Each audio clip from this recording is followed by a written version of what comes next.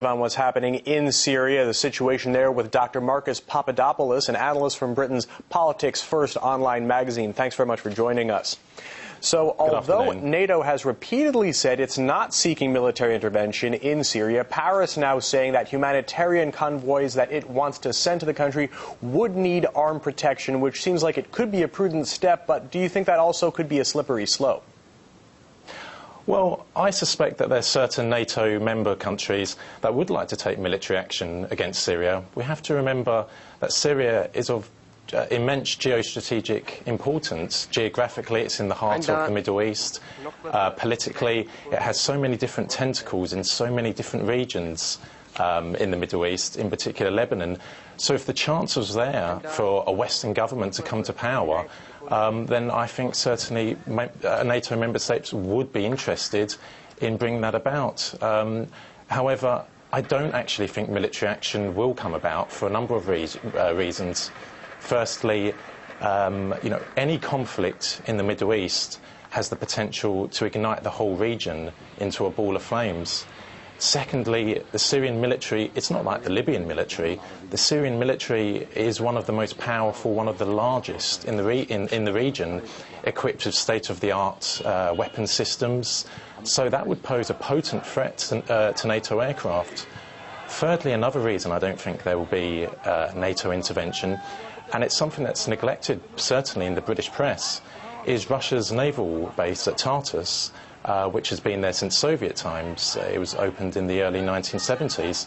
So in a scenario where, say, there was a NATO airstrike, ongoing NATO airstrike against Syria, what would happen if a missile was to strike against that Russian naval base at Tartus and a Russian serviceman was killed? I'm sure you can sort of see what I'm getting at. There would be the potential for a face-off between NATO and Russia. Certainly all good points. So the news seems to be, though, tightening around President Assad's neck with mounting pressure from Arab as well as Western countries. Do you think we are yet to see another regime fall?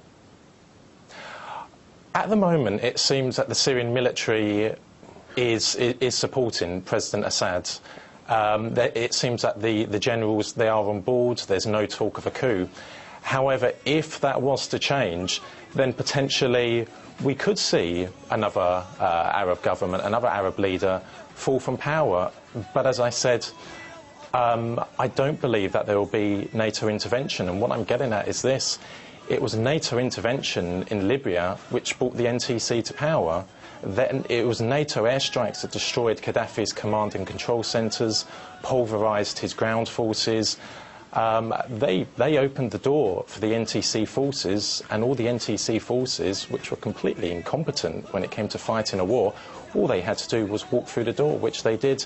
So in regard to Syria, I don't believe there'll be military intervention. If there isn't military intervention, and providing the Syrian generals stay on board with President Assad's government, then I actually happen to think that he will prevail. How do you think the West, especially France in this case, can be so sure that President Assad's departure will improve the situation and not lead to more chaos, bloodshed? After all, violence has returned to the streets of Egypt after the revolution that toppled President Mubarak there. Yeah, certainly. I can't see how the West can be so sure that peace will come to the Middle East. I think once again we're looking at short-sighted objectives, and we've seen this before. We saw this going back to the 1980s with the Soviet-Afghan conflict, how the West, principally America, Britain and France, they got into bed with the Mujahideen simply to defeat the Soviet army, but they never asked themselves who are they actually involving themselves with. So, if we fast forward 20-odd years or so to Syria, I can't see how they can possibly believe that peace will come to the Middle East with President Assad falling. I mean, if we have a look at some of the people that the Syrian government is fighting against at the moment, they're actually armed militants, they're criminal gangs, and many of these armed militants have links to religious extremism. So once again, I think it's a reckless, negligent, short-sighted approach that the West is taking. But I'd also like to make one other point about France, and it's something that's being overlooked. Briefly, please, because we're kind of running out of time. OK, if you look at the second half of the 20th century, it was a humiliating time for France. They were kicked out of Indochina. They were occupied by Nazi Germany during the Second World War, had to be liberated by foreign armies.